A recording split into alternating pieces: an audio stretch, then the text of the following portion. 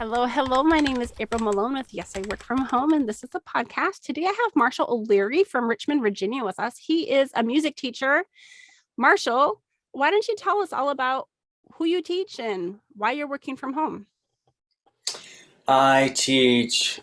Why do I teach from home? I teach guitar, piano, and saxophone, one-on-one lessons online, and I've been doing it for the last 3 years because of the pandemic. But have realized that I enjoy being at home, and the online thing provides a few things that being in person uh, doesn't. For one, it's easier to make up lessons online than it is in person. Um, I don't know what else to say about myself. What do you mean by making up lessons? So a lot of times, kids in particular, actually everybody's busy. So things come up, and when their soccer game happens at the same time as my music lesson, then I just say, when do you want to reschedule? And we can move it, and I don't have to think about where where I'm going to be in proximity to them, or Mhm. where they're going to be in proximity to me in Mhm. order to make that happen. So Right. they just have to go home. I know before we started teaching, or sorry, before we started talking on the recording, before we started recording, you'd mentioned that before you used to actually travel to other people's houses. And so you had to count in all of your travel time in addition to the actual teaching time. That's right. I used to drive from house to house, and when I was doing that, I would have to think about how far the next lesson is going to be and how much time it's going to take to get there, and I would have to account for whether or not that was going to be worth the trip. And so if we relate that to making up lessons, then that becomes complicated. So then I would have to pull out my schedule and see if I'm in the area, or if I'm not in the area, how far away it's going to be. And so a lot of times I would end up driving more than I wanted to. So typically I would be driving between 15 minutes and a half hour between lessons. And Mm-hmm. that got to be expensive, and I don't want to say it started to wear me out. All Mm-hmm. of the sitting in a car. Uh, I love listening to music while I'm Mm-hmm. driving, so that was cool. But um, So how big is the Richmond, Virginia area? Were you seeing people all just in your city or like surrounding communities as well? surrounding communities, I was doing basically 2 counties in a city. Sometimes it was crazy. Sometimes I was driving an hour to get to a lesson, and those folks I would charge extra for the travel time. Mm-hmm. But uh, and it would also have to be the student would also have to be worth my travel as well, and not to be rude. But if you're not going to practice and I'm going to drive an hour, then It's neither just one of us are. frustrating.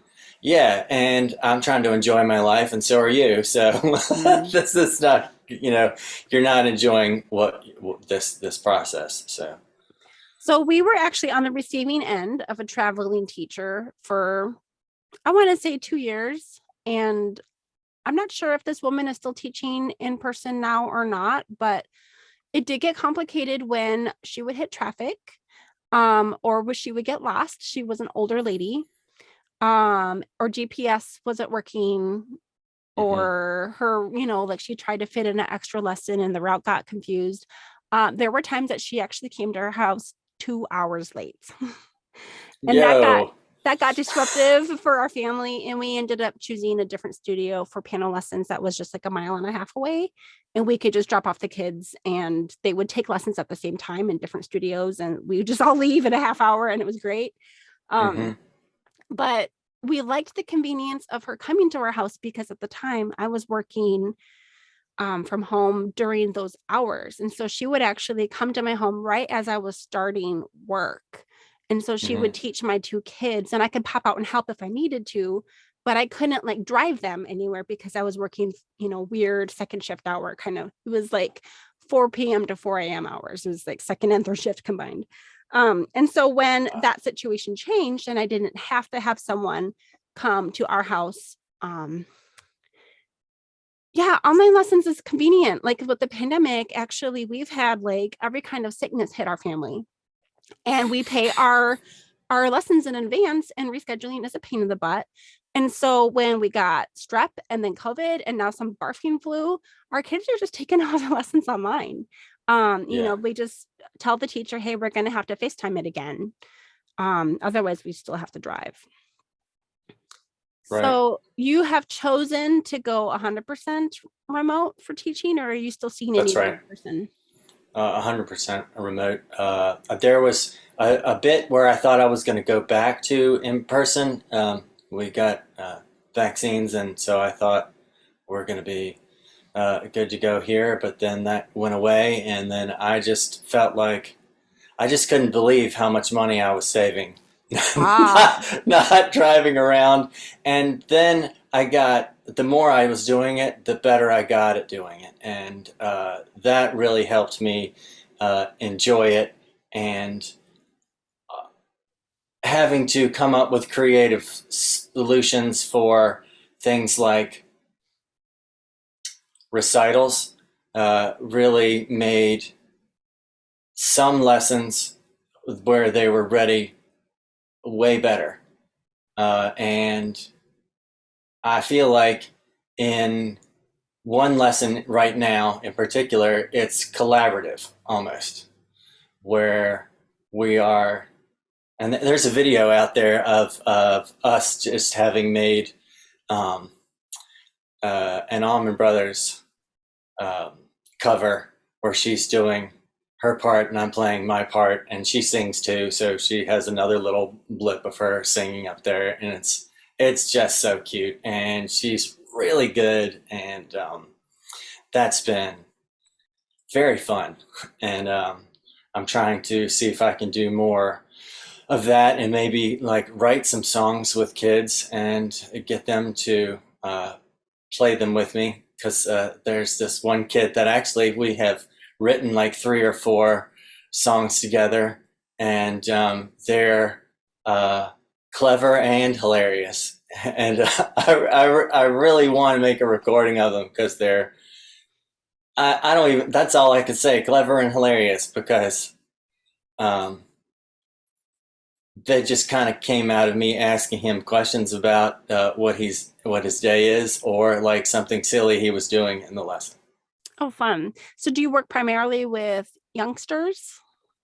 Primarily, but I have taught uh, all the way up to 65 years old.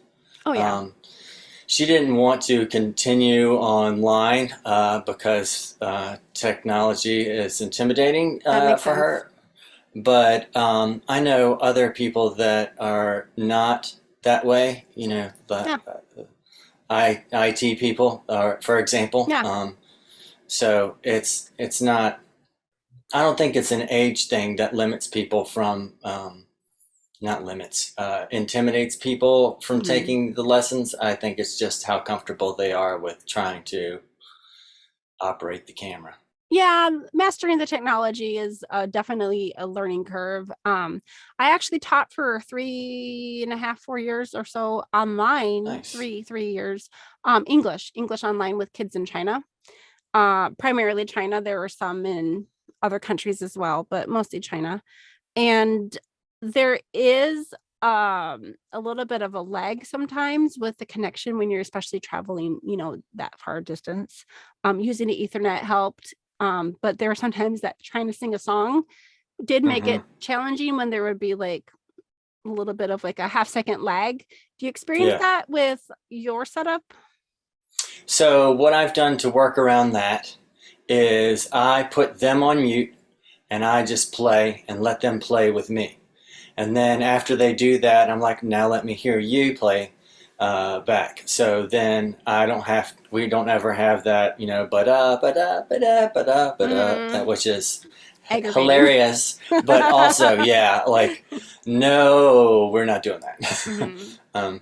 But also, another thing that happens is the computer tries to figure out who's talking.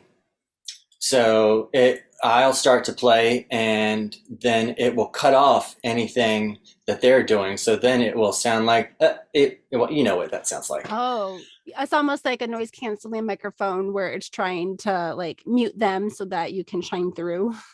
Yeah. So and maybe Huh. there's a way to work around that, but the lag had just never made it feel like it was necessarily worth it to me. Maybe I'm using the wrong platform or something like that. Yeah. What platform are you using? Google Meet or FaceTime. Okay. And I don't know if Zoom would be any better, honestly. Like, I think they all have their own. Can you, and I suppose you can adjust the view. Are you recording on Google Meet too? No, don't because of the age thing, Mhm. and so I just never got into it for anybody. And I just didn't. I felt like I would need to get permission from parents, You and would. then Yeah. So if you were to ever, do a collaboration with one of your minor students, you would need to get that permission. I don't know if Zoom would be a better platform for the recording part or not. There's certainly out there are platforms that work really well. Um, oh my goodness, Smule. Like I knew a lady that would like sing with Smule a lot, but it's more of a singing and they do like auto correct, however you call that, auto auto tune. Yeah. tune. I don't know how that works out with instruments, but as far as that collaborating, that can help people to kind of all get onto the same page. What style of music are you teaching? Mostly like pop or rock stuff that's on the radio. What I try to do is I try to That's not what I try to do. What I do is I ask students what they're listening to, what they're into. A lot of uh, Taylor Swift and One Direction gets played. Um, and Allman Brothers, like I mentioned before, there's this same girl is into Sturgill Simpson. So that's, you got the country in there. So a lot of different styles. If I don't have a lot of expertise in that style, maybe they're more experienced player, then maybe I'll pass them on to somebody else. Okay. Um, but yeah, I've taught plenty of country songs and plenty of um, blues stuff, so That's a big variety. I know the language of blues is very different from the language of country. yeah, ish. All of the American styles have massive overlap because they all kind of were born out of each other. So, That's fair. I was actually a music major back in the day, a long time mm, ago. But I only played piano, and that was amazing and also very limiting because I didn't learn the wind or strings instruments, none of them. So um, I literally never really played in an ensemble other than like a church group. mm. So, or a choir, it's just not the same. But I remember when I took a jazz improvisation class, it kicked my butt because I just didn't know those other scales, Oh yeah. Mixolydian or whatever they called them. So, Yeah, I the mean, modes are pretty weird to pronounce, but they're not. It's so funny. Some of these things have terrible names, and that's really all the problem with uh, learning music sometimes. so what is your favorite kind of music? Uh, I guess jazz is my favorite. But uh, indie rock is my second favorite, and then like old school R&B, like Aretha Franklin, James Brown time. That's number three. And you played saxophone too. Do you teach? Wait, I know you teach Yes, guitar, but you teach saxophone and piano too? that's right. What kind of mix do you have as far as students? Do you have like 30% of each or? Right now, I don't have any saxophone students, but I have the most I've actually had was three at a time. Uh, a lot of times, parents feel like it's enough that they're in band class, Mhm. and that might be enough, for instruction slash fun factor for kids. But some kids want to excel, and those are usually the ones I get for saxophone. The ones that are like, I want to make all county band, or Mhm. I want to get to be the first chair, and Yeah. those are the ones that I teach. Yeah. And When then our kids entered a music program for their school, they're in strings, but I was told that the teachers prefer for them to have private lessons. And so we sought out private lessons, which is a commitment and a bit of a sacrifice. It's expensive. Um, find out that like only one other kid in the entire, orchestra actually has private lessons. And I was like, what? oh yeah, But then, she really advanced fast. So oh, what were you gonna say? Do you remember? I don't. I'm sorry. So you go by Mr. Marshall Music? That's the call I use for my brand for my business, but that is because when I started at 26 or so, no, that wasn't that long ago. I think I was 30. Started teaching. Um, I wasn't used to having to introduce myself as Mr. O'Leary. I would just say, my name is Marshall, and the parents would be like, no, Mr. Marshall is what we're going to call you. Right?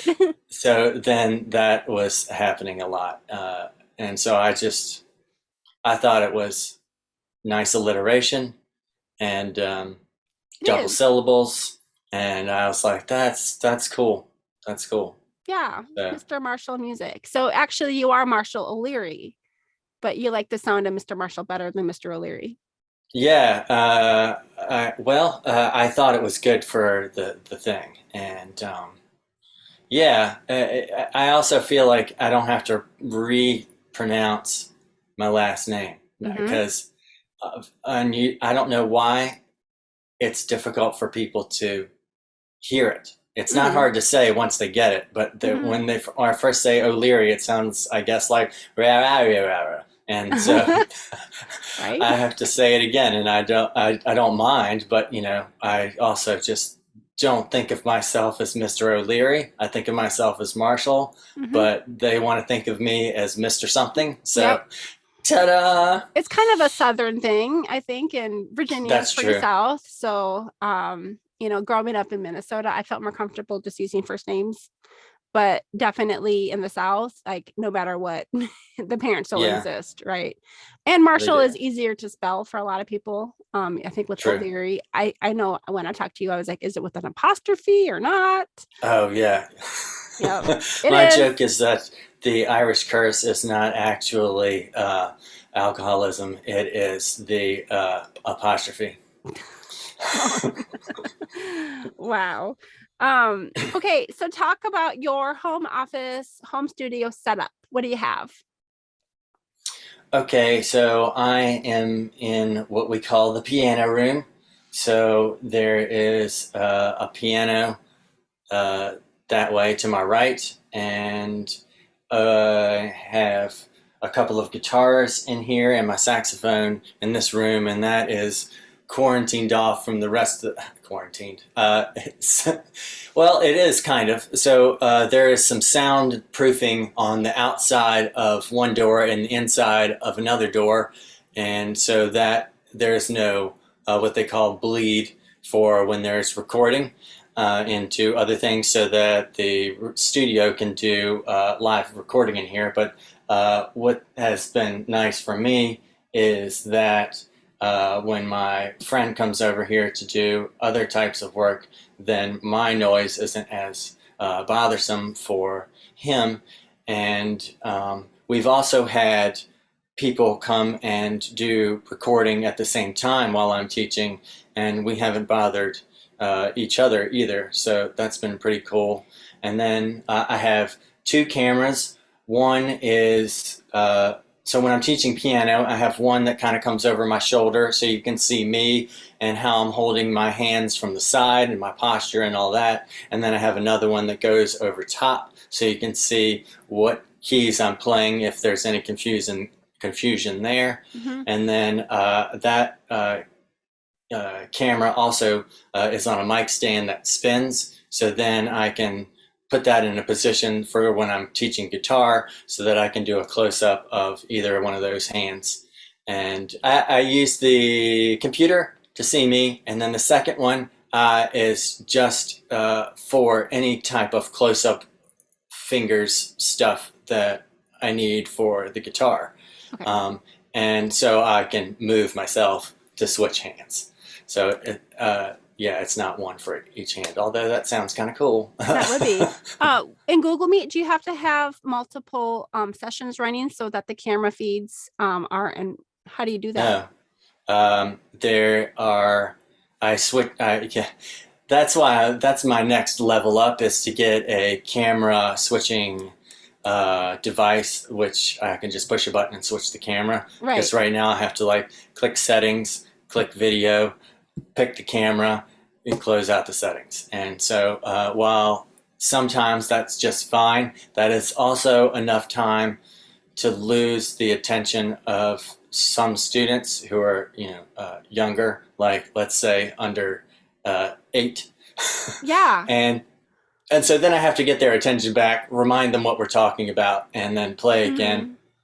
And that's really right now, my only challenge. And that is not necessarily that big of a deal.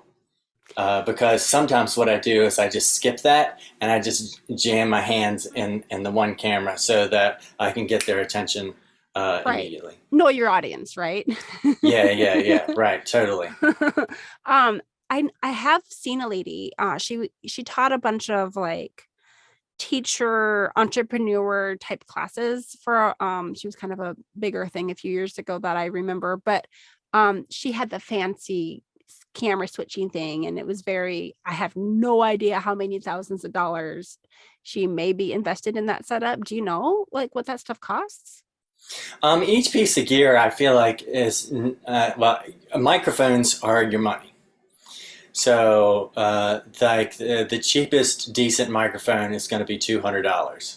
So and I'm not using the pro mics in the studio yet because I want to make sure that they're still available for people to record.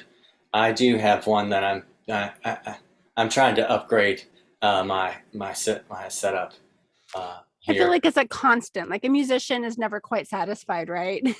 Oh yeah, gear is the devil sometimes because you really want to have a little bit better. Maybe this could be a little bit better. And yeah, so if you're using nice mics, that could be $1,000 for two nice mics. I have here there are mics that are way more than that, and I think you can get up if you really want something. I think you can spend 10 grand on one mic, but I'm not going to do that. And Right. there are also replicas now of those $10,000 mics that sound so close. It's kind of like, why? And that's another thing with technology in general is they've figured so much out that it's driven down the price of a lot of things that used to be like gatekeeping kinds of things. So anyway, that switchy Magooga is, I think, $200. And Okay. then the cameras, you can get a couple of those for, I think, $150 for two cameras, like the Logitech style things. Yeah. And those are definitely good enough. And your computer might be a little bit more expensive, but you can also get something that's not. I'm trying to find a thing that I wrote, shoot, it's not in I thought it was like in a Facebook memory. I don't know where it went, but it was something I wrote about my husband because I'm married to a musician too.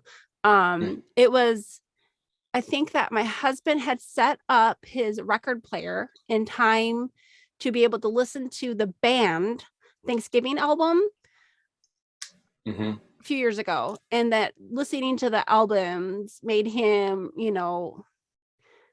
it was like kind of like if you give a mouse a cookie, then all of the other things that happen, like then it's gonna want a glass of milk.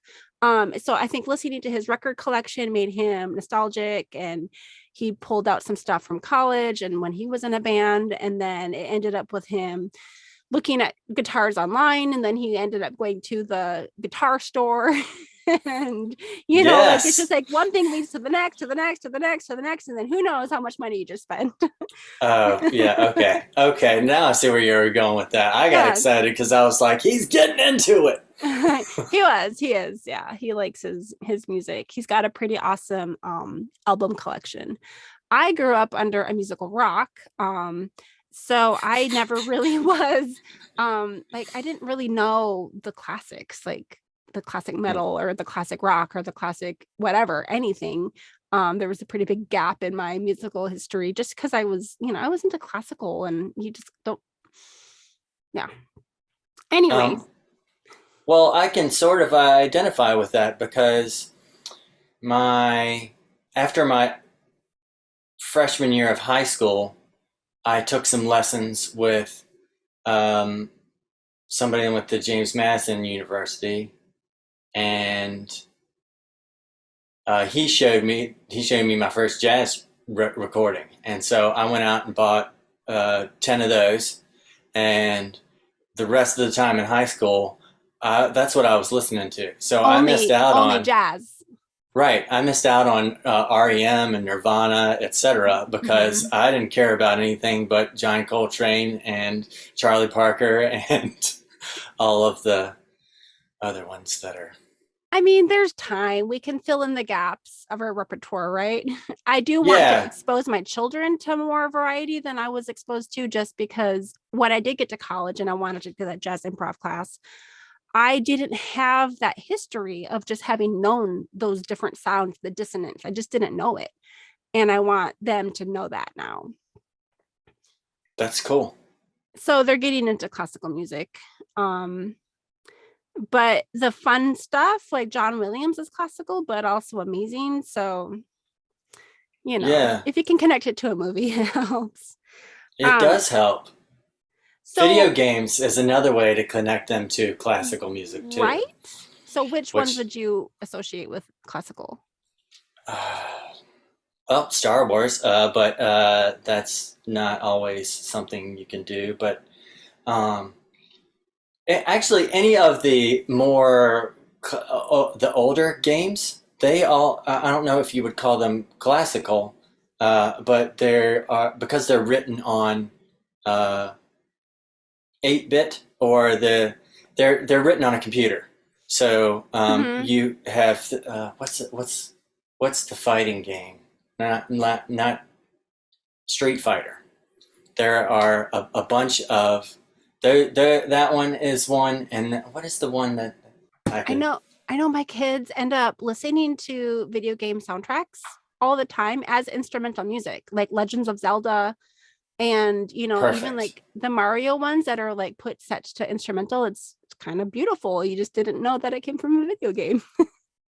exactly exactly something called Giga Gargantua is pretty well, that leans on the rock side, but there's something called Spear of Justice out there, which is very on the classical side of things. Um, I wish I had prepared something to say on that because I feel like that is a really interesting way of engaging It definitely gets the kids. younger kids interested. I think one of our best piano teachers that we ever had, would modify and, write like a Star Wars something just because he had played the Hmm. Lego Star Wars game and he was familiar with it. Even though I don't think he'd even seen the movies yet, but just having that like got him interested and he'd pound it out.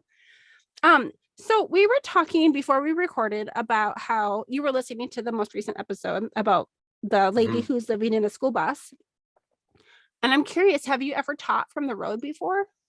Yeah, I used to drive from house to house.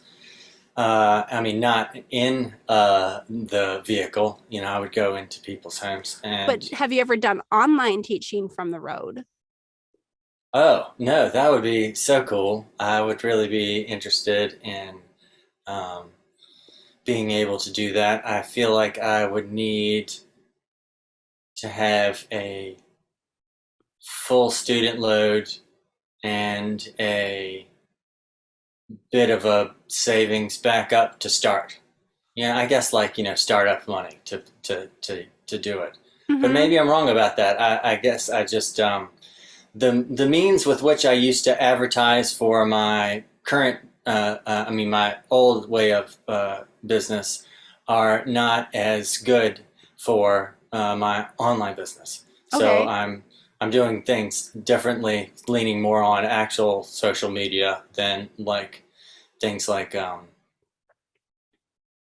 Thumbtack or the like, because more people look for in-person lessons when they go that way, and I uh,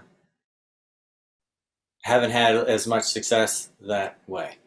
So are you finding that you have been able to expand your territory because you're online to places that are outside of Virginia? Not outside of. Let me think about that. Yeah, I have, but it's that's just that's just started. So I have uh, one person that is 2 hours away and still in Virginia, but another person, they live in Delaware. So while I feel like maybe it would be okay to change time zones to a certain degree, I think I live on, for Americans, I feel like I live on the wrong coast.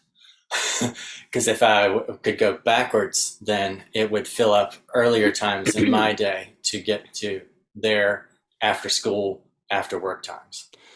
I'm trying to think though, because like honestly, depending on how you marketed, you could possibly even let me think about this. I'm trying to think of like Australia or Europe. Like if you were to teach in the morning, you'd be catching kids after school in Yeah, Europe. And what is it, a 6 or 7 hour difference? yeah. I think it's six to the UK. I guess it depends on Um, if you're a morning person or not. right. So that is an evolving situation currently. Actually, trying to change myself to a morning person, Well, so like which 10 is a.m. 10 a.m. for you might be, I don't know what the time difference is, but like after school right. for a kid in Europe somewhere. So if you're hoping to switch to fully online, that might be a way to expand. Are you aiming to work 40 hours a week teaching, or is that too much? Because it sounds like you might be part of other ventures. Well, so while I would like to be able to teach, so it's hard to explain what 40 hours of work is for a teacher, sort of, because there's things that I have to do in preparation. So everybody gets that, right? Mm-hmm. Of course, of course. But for me, I tried teaching 25 students at one time, and I thought I just lost myself mentally. Right. So 20 is my max. Okay. And 15 to 20 is a nice sweet spot Sweet for me. spot. Right. I think that my old roommate taught full time, and that was 25 students, and that was too much. And she never went back to that. Yeah, it's 25 is my goal was 30 because I thought, oh, well, then More I is can better. I can make, well, I thought I can make a nice living, and that would not be the worst. But I could I see think, that only working if people were like literally standing out the door, and like walking in, and you could just teach back to back to back to back to back. Um, but yeah, if not, then you don't have time to make notes. You don't have time to build relationship. And that's like 15, 30-minute lessons. Those teachers teach the same thing the same way to every student. They don't do a lot of variety, or they are. And I'm not symphony level player. You know, I'm very good, but I think the ones who are um, that level can turn on a dime because they have so much of a gift Hmm. that they can use whatever. However, I have noticed that some of those teachers, not all of them, who are really great players, are not great teachers because Oh. they have lost how they got to where they got. Mm. So Yeah. that And playing is a different skill set than teaching. mhm, it is. Better players are not always better teachers, but uh, good teachers can always get better by being a better player. That's awesome. That is really good. So, what does make a good student other than just literally putting in the time? Figuring out what makes you practice. So if you need somebody to be there with you, like a focus mate, you need to set that up. I also think, and this is probably for kids especially, if the parent uh, learns alongside, because I've had a couple of parents that have uh, gotten their kids to teach them how to play, sort of. Uh, at least for the first year, then they don't feel like they're having to do something special that mom and dad don't have to do. You know, like, why do I have to learn this and you don't have to learn this? You know, that kind of thing. Mm.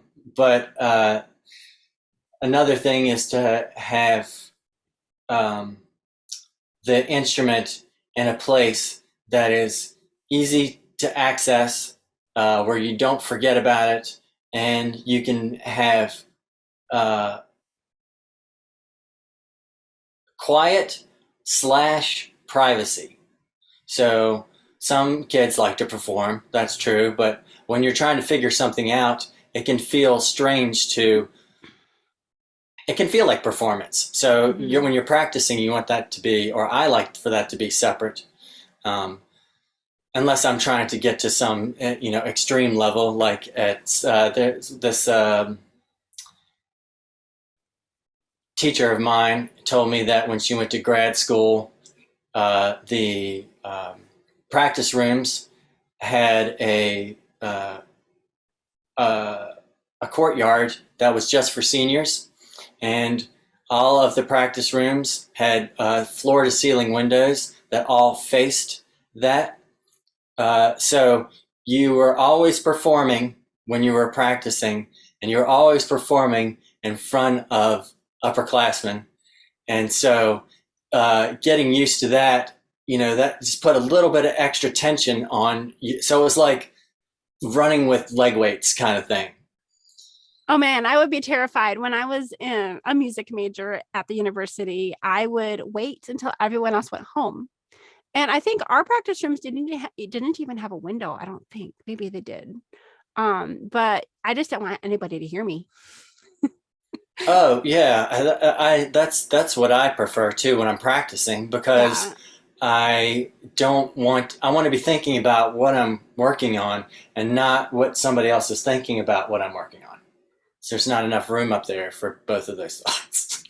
That's hard. Like I don't know how I would do with that situation. I mean, that's truly for people that are in performance though. That would be a good motivation. If I want people to hear me, I'll Yes, go play on the big grand piano in the choir room. Like I'm ready for people to hear me. I'll go play there, but right. that's a lot of pressure. Yeah. So if you are hanging out in the living room all the time, that's where the guitar should be. If you do all of your homework in your bedroom, that's where the saxophone should be.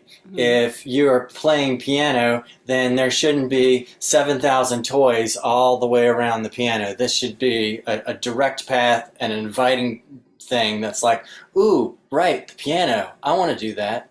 Mhm. Um, and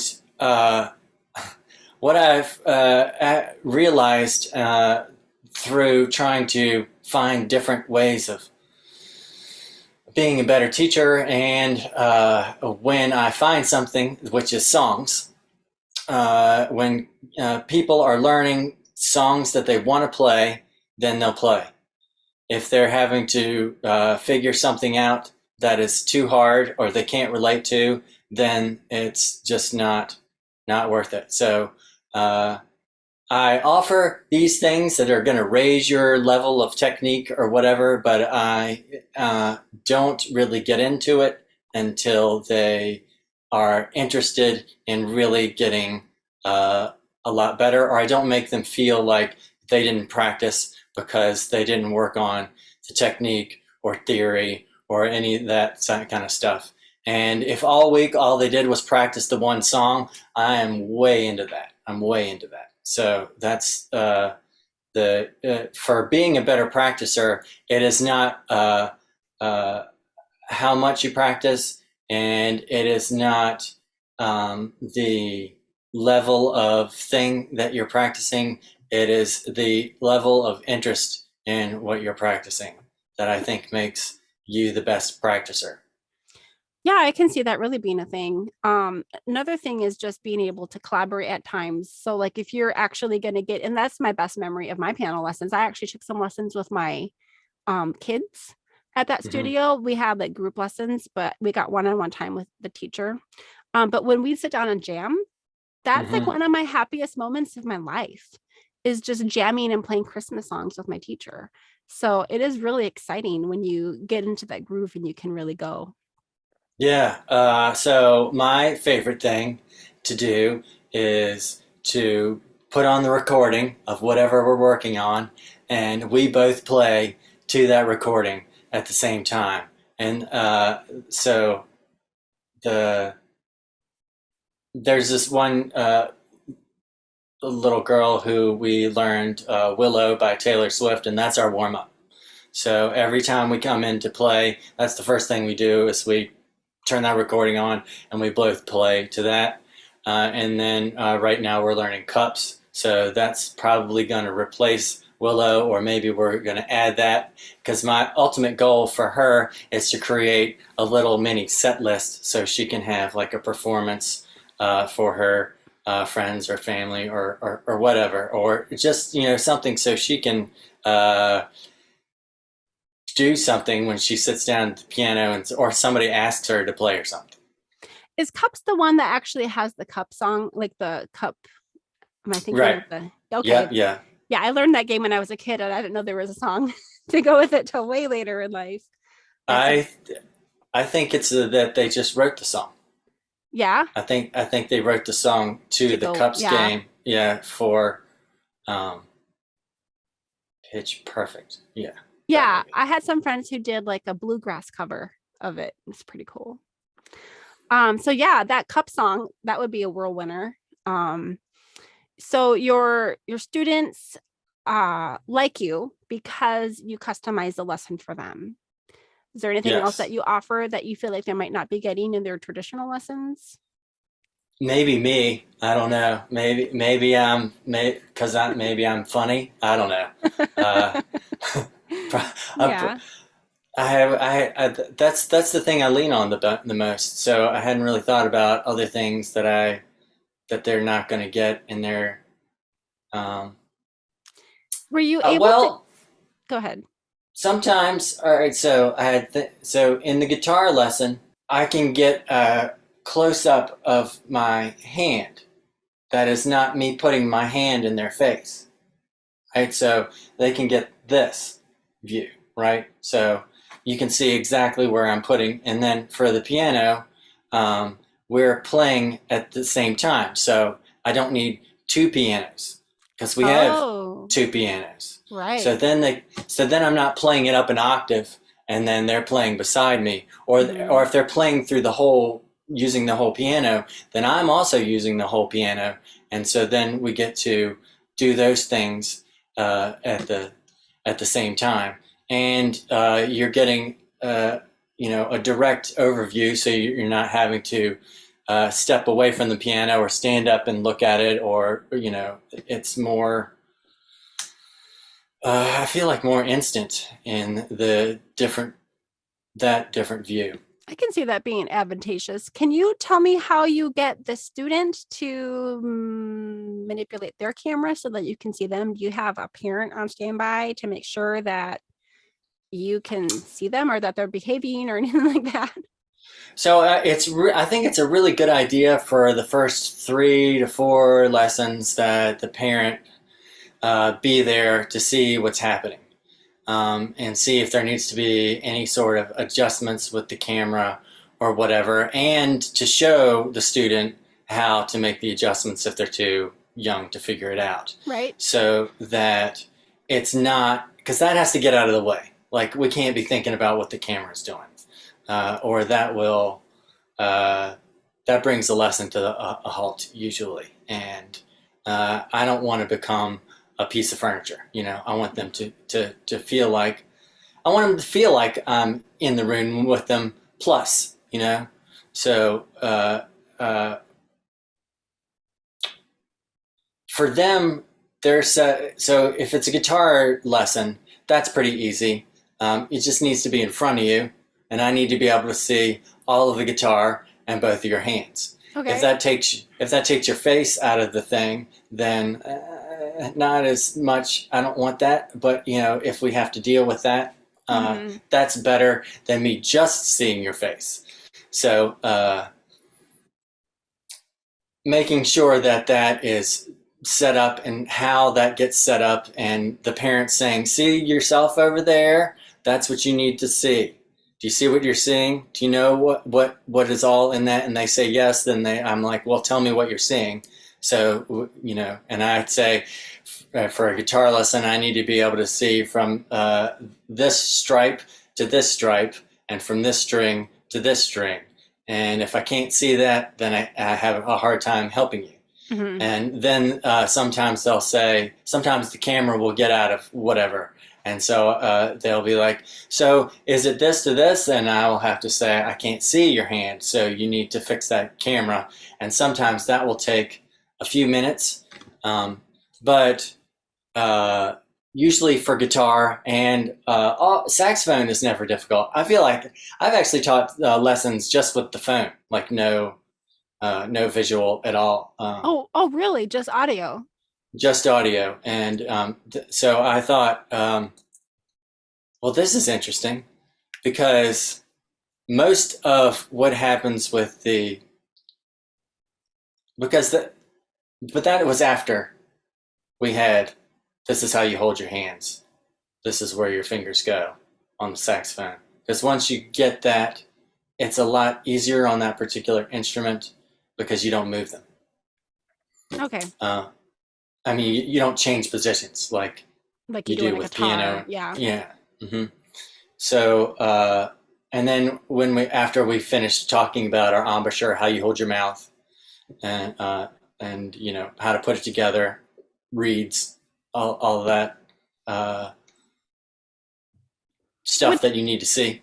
Would it be like in a pinch, like, "Hey, I want to have my lesson, but I don't have my camera. Can we just do a phone call?" Yeah, my last student, it's all summer lessons were, this last summer, were all just phone call lessons, because she was in a remote area and her internet connection was so, Terrible. it was like, yeah, it was so funny because it was so pixelated and laggy that it wasn't possible. So phone was better. Yeah, so the phone was better. So I would play, she would play, then we'd try to play together. That's really good to know that's an option. And there are times, like even English lessons, that if you only have audio, it's better than nothing. And once you get used to each other, it is possible to step back and not have to have the camera. Were you able to retain any of your former students from before, when you went around to everyone's house? I retained a lot of them. Good. Yeah, I have. I wanted to tell you how many I still have. 1, 2, 3, 4. Oh, that's better than I thought. So, am I missing somebody? 4. That's what I still have. from 3 years ago. That's good. And I had been teaching them also for 3 years prior. So, usually the retention rate I've heard from other music students is from 1 to 3 years. I'm not music students, music teachers is Hmm. 1 to 3 years. And mine has always been my minimum, not my minimum, but my average is 3 to 7. Um, That's awesome. You've been teaching for a long time though, right? yes, but I think that my mom was a teacher and my grandmother was a teacher and I think my aunt was a teacher, lots of teachers in my family. So I think I've been taught how to teach from a very young age. Hmm. So it was a very natural thing for me. And I'm starting to wonder if my ADHD has caused me to be a better teacher because I've had to look for, without really knowing this, I have had to look for a lot of workarounds because my diagnosis was last year. So Oh wow. I didn't really know. I went to get diagnosed at 19, but they thought it wasn't that. So I've just been. Anyway, my first lesson was easy. The Hmm. very first lesson I taught was like, oh, I know exactly how to help you. Nice, nice.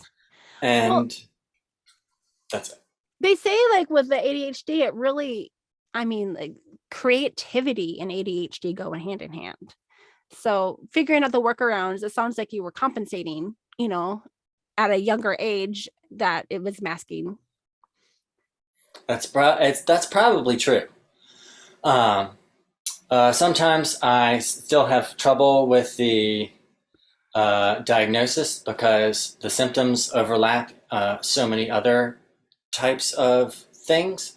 And because I had gotten that one that said I wasn't, that Mm, was very confusing. But yeah. the longer uh, am with it, the more I feel like it is true and it has helped me see things about myself, like this thing we're talking about now, that I really didn't realize that we're a part of it. I think that it makes sense that you are teaching multiple instruments too, because then you have that variety. Oh, that's very true. I also want to teach more instruments, but I don't know the other ones. I'm like, I actually would like to learn all of them. But Right. Have to learn them first and then I can teach them. yeah, yeah, because I just think that everything has its own fascinating, different character, means of play, and way of fitting into a group, and obviously its own voice. My dad learned a lot of instruments, but never with formal lessons. It was always by ear. But what he could play, he played extremely well and is amazing. Um, I see here that you're also part of a band. You want to talk about that for a minute? Sure. Glass Twin is the name of it. I tell people it's a psychedelic indie rock band, but I don't know how psychedelic it is. And also, when I say psychedelic, or if they hear psych and rock, then they start thinking of certain things that are not us. So, the other way that I describe it, and not to be too highfalutin, but if you put Pink Floyd in your mind and Radiohead in your mind, then you are in the right place. Like your brain is going to be able to picture what we sound like. I like it. And And then go ahead. we're not as good as Pink Floyd and Radiohead, maybe we are. I don't know, but a little humbleness is required. Do you cover those bands? We have done a Pink Floyd cover or two, and I would like to do some Radiohead covers, but there is a general philosophy in the band that it seems ridiculous to cover a band that is still playing. Ah, that's fair. But is that a tribute to Radiohead behind you there? Yes, this is OK Computer, I think. Yeah, I think that's from that album. Oh, Um, nice. Is that the one where And they had oh wait, I'm thinking of something different. Totally different. da da da da da da da. That's Okay. Um, so and then you have this recording studio you talked about a few times. That is a third income stream. You've got the band and the oh teaching. yeah, no, not for me. It maybe it will be, but I am not a recording engineer yet. Okay. So it's a recording and not it's an income stream for this house. Okay. Okay. Tell me what you mean by that. So my friend who owns the house has uh, people coming in here to record, and so he charges them to Ah, record here. And very cool. I don't pay to teach here because I live here, so I Nice. pay to live here. Okay. That's fair. And so you have, I'm assuming, a bedroom and then your studio. Right. So, and which is also part of the recording studio because there's a bass amp in here and an organ in here, which is a second organ. But anyway, and then the piano. So if anybody wants to use like a real piano, they would come in here to do that. And if they need the amp, they want like more ambient sound in their bass sound, then I would need to go teach out of my bedroom, which is Okay. not really difficult. I have that. So that's your like backup plan. Hmm. Okay. So there is a recording studio in the house that you live in. Hmm. Do you also record there? Yeah, I do. We have made a whole bunch of stuff out of here that needs to be released, but the pandemic slowed that up, and because it's hard to get a committee consensus on what needs to happen with that when we're over email. You know, like, all right, guys, we've put this down. What do you think needs to happen? So then everybody, we do that. All right, guys, what do you think now? Discussion. So this is like a So, reply all email thread that's happening. yeah. And so after a while, that got to be kind of less fun. You might Uh, need to work on a different like app or something for that communication. yeah. The drummer is also our main songwriter and singer, and his wife is always like, app, try this app. Have y'all tried this app? Because she's a big social media person, so she knows all of the productivity apps. Yeah, that might help revitalize that conversation a little bit, but I can see how that would be an ongoing thing.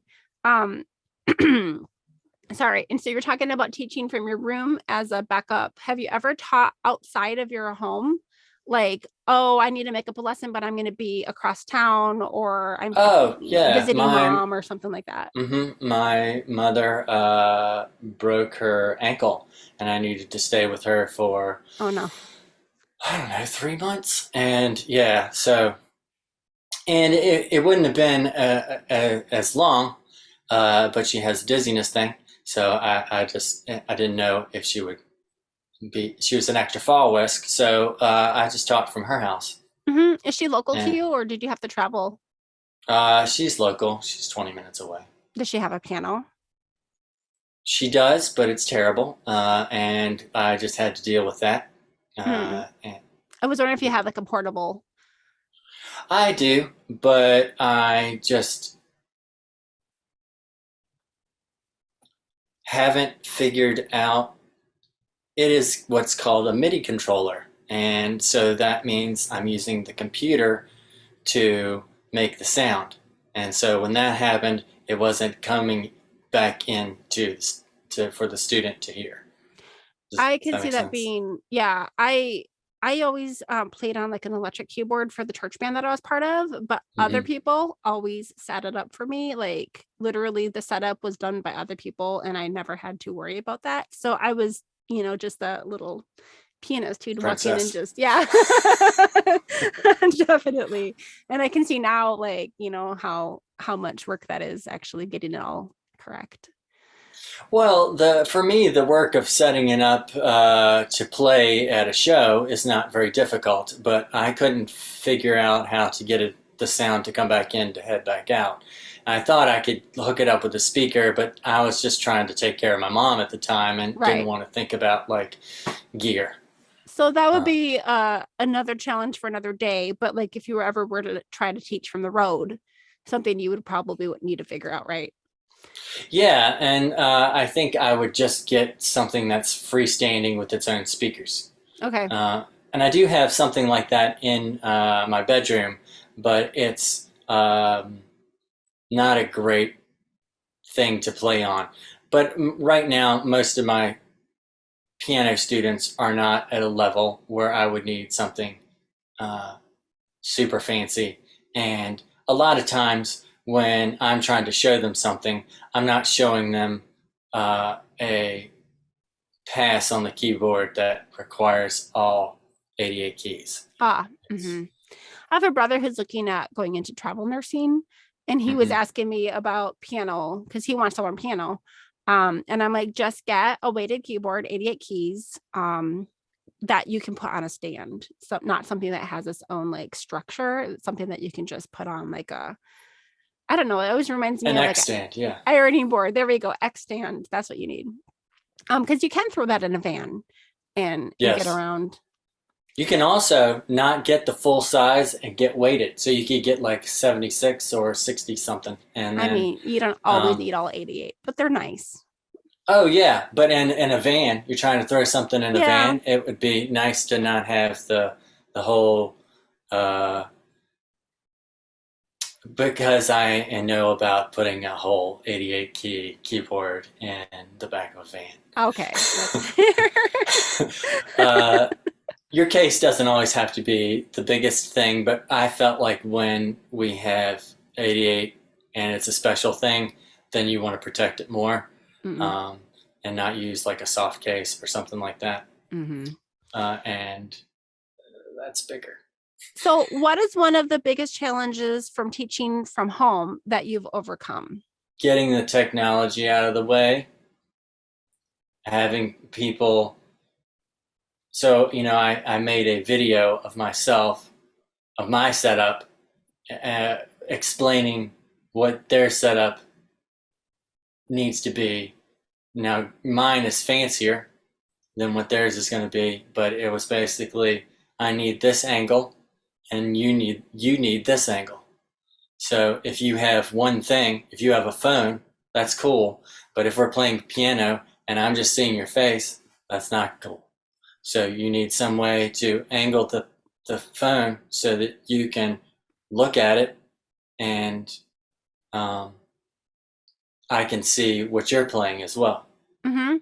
So that I don't know if that's the biggest because I feel like it's tied with being able to um, find the students who want to teach online because what happened during the pandemic was a lot of online learning and a lot of that was classroom and a classroom setting is extremely different than one-on-one.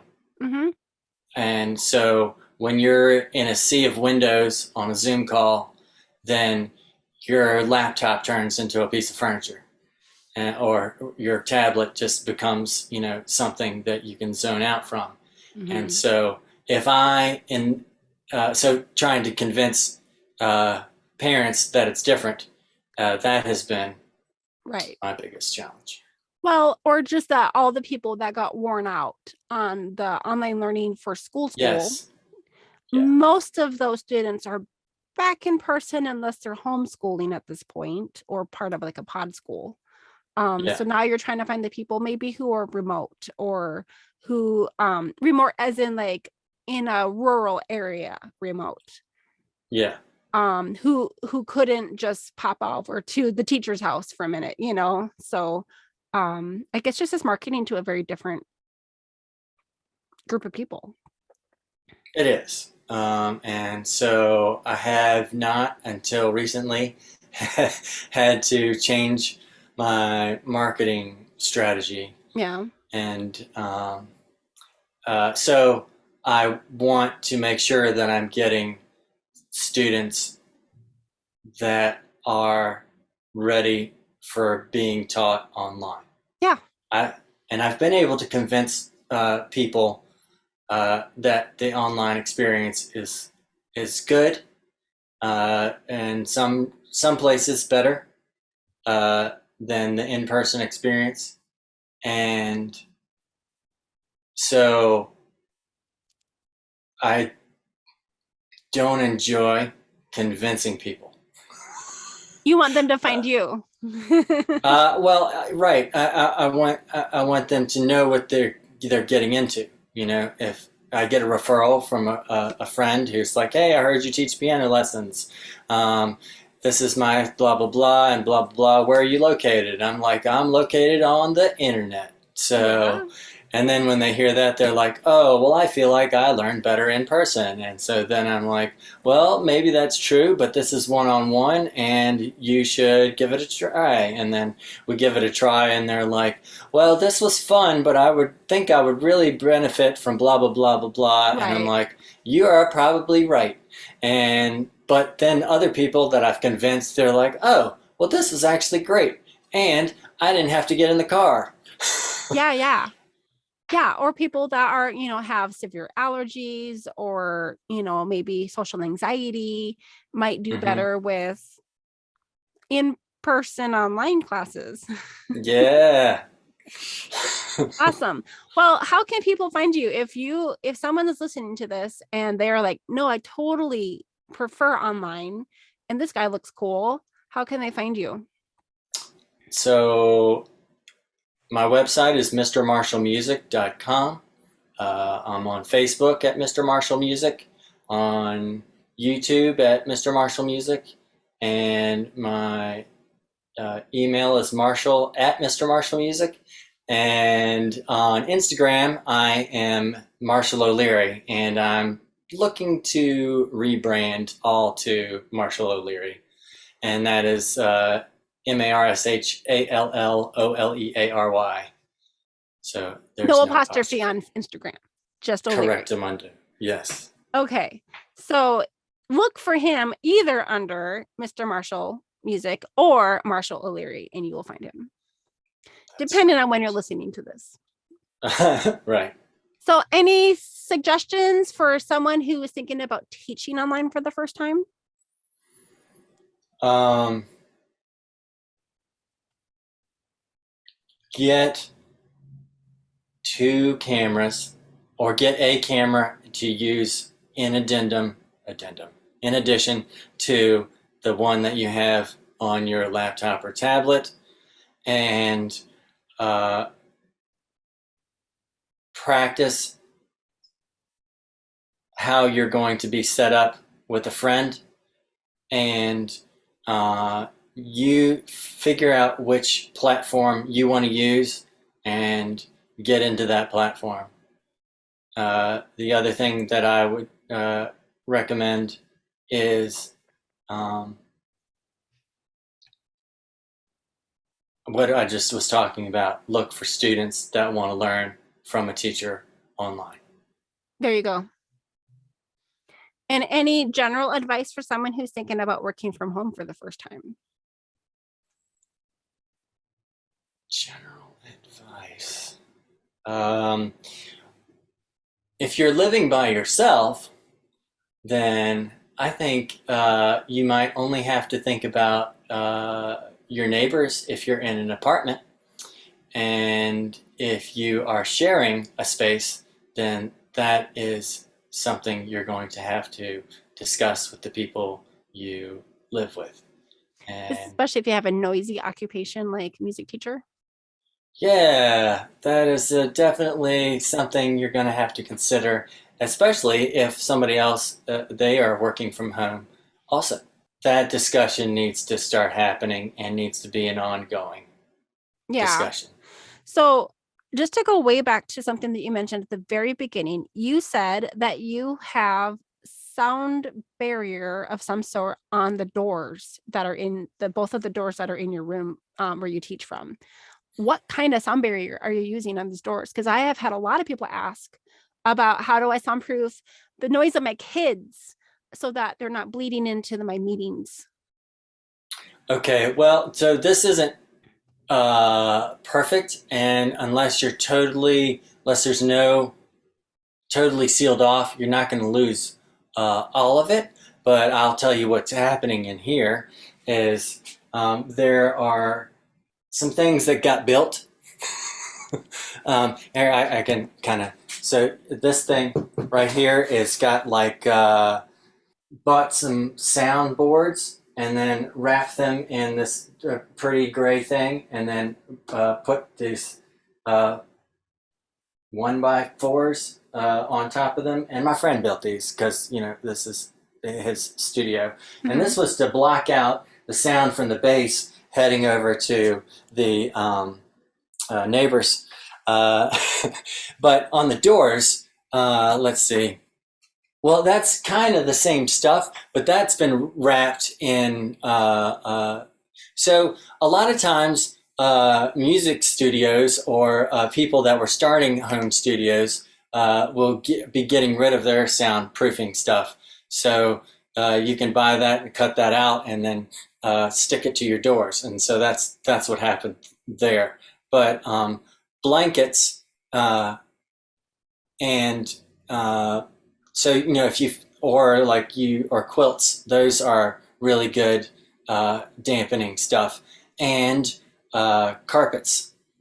Okay. So So like something that's easily accessible would be like a thick blanket.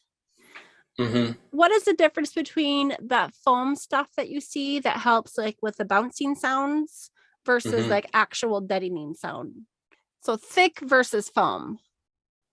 So it's kind of like a combination of air and not air. so like if it's too thick, too dense, then it creates a reflective surface. So but you can also have, you can have something that's like 6 feet thick and it just be hard as rock, and that's going to bounce off that. But you can also have something that has more of a fluffy quality, but sometimes you can have it be too fluffy and that doesn't absorb enough sound. So a combination of the two, like if I had like some foam panels and a heavy blanket, which one would I put against the door and which one would be facing into my room? So you would want the foam on your door, because that is going to be more absorbent, because the blanket's not going to be enough material. Mm. Um,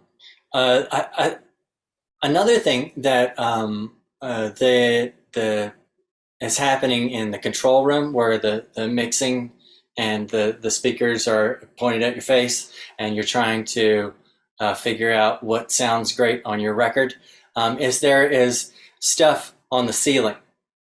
So that makes it just so dead.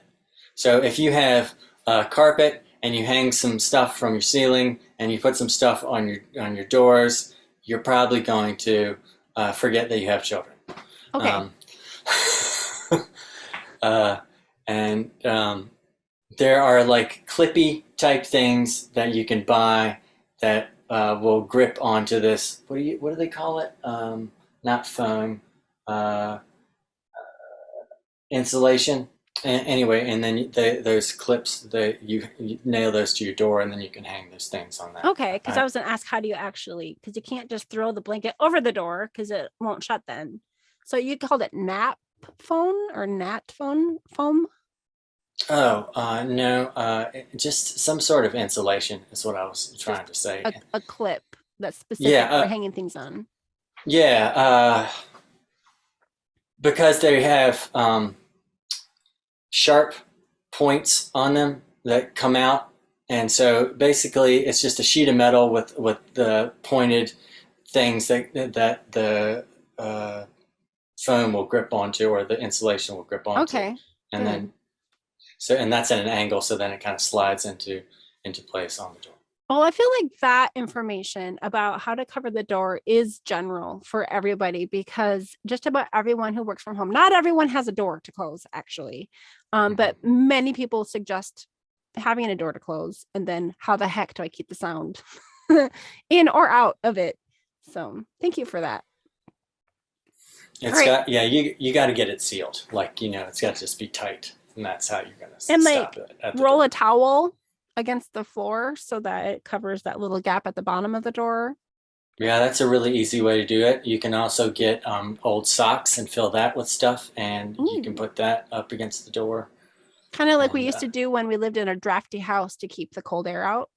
mm-hmm. Use it for the sound. That's good to know. Well, good. Maybe some of those devices that we use for keeping the cold drafts out will also work for sound. Yes. Okay, Marshall, any final thoughts before we head out? Any final thoughts? Any final thoughts? I think everyone should play music. That's my final thought, and everybody can. Well, you can teach how to play guitar, saxophone, and piano. So if you need lessons, find Mr. Marshall Music.